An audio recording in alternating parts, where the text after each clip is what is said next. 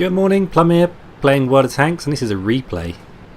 Not an ordinary kind of replay, this is a skirmish game between two clans. We're with the Float clan, and they're playing against 38A2.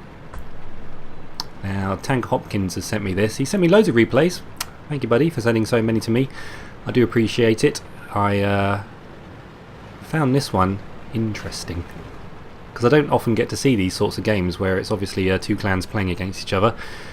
7 tanks apiece. You've all got mediums, they've got a couple of heavies on the enemy team, and it doesn't take long for it all just to kick off. Everyone's gone down the middle on this team. Safety in numbers, I think, and look how quickly focus fire can work over that Cromwell. This Cromwell is dead as well. No armour on these medium tanks, they can all penetrate each other. Fortunately their T-150 drove off over that direction, so he's not much of a threat, along with the other T-150, so they can very rapidly dispatch all these guys. Now he gets a little quick bit of good news. That machine there on 7 hit points should be an easy kill if we can just get line of sight on the guy. So swing the gun round. Tanker's in his Hellcat. Job done, but just as quickly as we've been destroying tanks, they've been destroying ours as well, and it's 3-all. T-150's up. If anything can work over that guy, it's this tank. Good shot in the side. So safety in numbers, safety in numbers. Firefly, T-3485 and Hellcat sticking together. T-150 up next. I'd be keen to pounce on this guy and waste him. 3 tanks against 1, even if it is a T-150. Safety in numbers, safety in numbers. You just want one of them to divide his fire. We've still got all our hit points. T-34, he's going to go for it. Yeah, they're obviously talking on comms, they're in a clan. Suddenly, he's dead. He's just a dead guy treading water. Can't point his gun at 3 tanks at once. Manages to get the kill shot on the Firefly, so he's taken one of them out. Only 1 tank left. It's the VK. Another heavy tank though, against 2 mediums. He's going to try and take out the T-34 first, because obviously he's the weakest tank. Now it's just Tanker Hopkins in his Hellcat versus the VK. American versus the German. He does point out in his email that this is just like the fight with the Tiger in Fury. And he's right. You have to circle around the guy to get shots at his weakest point on his rear. But then, as I recall in the movie, they have a little bit of trouble actually hitting the rear of that tank, the Tiger. Thus, it didn't go through. Surely we can hit him in the side. Surely, surely, surely. Yay, we finally get the win. Phew! That was a good little match. I like these little skirmish games between clans. They're so fast and furious. Half makes me want to make that Plumber's clan happen and have matches like this. But maybe on the training rooms we'll do another evening where we can all play together and sort this out with just my lovely subs. Anyway, on to the final scores to see how all that fared. Victory for the Float clan, and how did we do? Doesn't really matter, does it really, in these games? It's just go crazy for 3 minutes. They're insanely quick games, but he did manage to come top on kills, top on XP, and second on damage done. His teammate in the T-3485 also did get a lot of hits in. Their last tank standing, the VK, had a pretty decent game too. He was able to inflict quite a lot of damage on these guys. And you've really got to think fast when you're playing these little tight, quick games. It really is about your teammates more than anything. So different to regular games on a regular live server when there's 15 tanks aside and you're all pretty much individuals playing.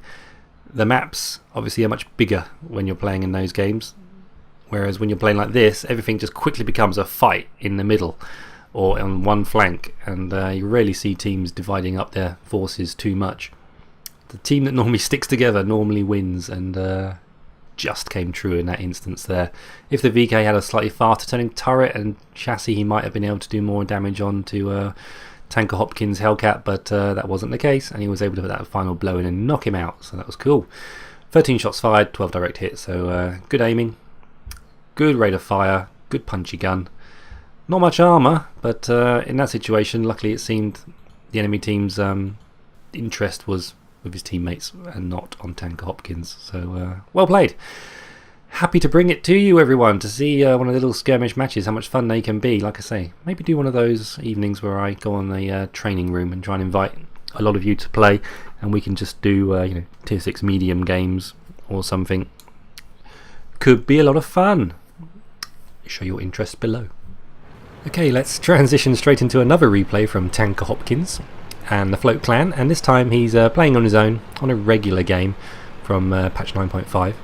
And he's VK again, the 3002 M tier 6 medium German tank, and they've got very good matchmaking on this one. I don't know where the stats of the guy at the very top, wind atlas, are affecting the odds of their win, but it's a good win situation.